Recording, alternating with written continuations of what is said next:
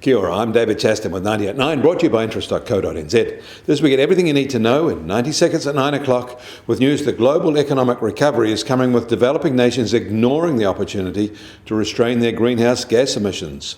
But first, American consumer inflation expectations rose again in February, up slightly to 3.1%.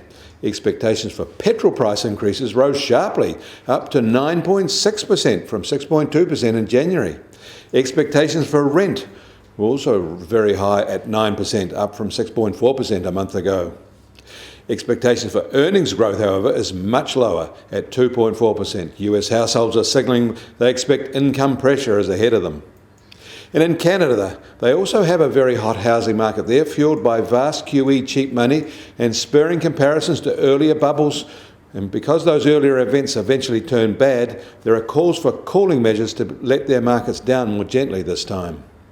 In Toronto, both February sales volumes and prices leapt to dizzying heights. In Vancouver, the story is very similar.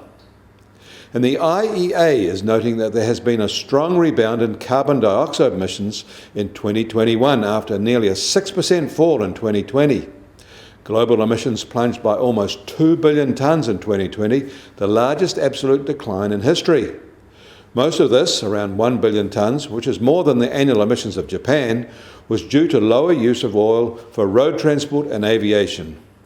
China, Brazil and India are the main culprits for the resurgence.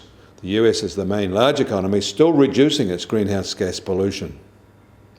The US Treasury 10-year yield is up another 2 basis points to 1.60%, and its highest in more than a year.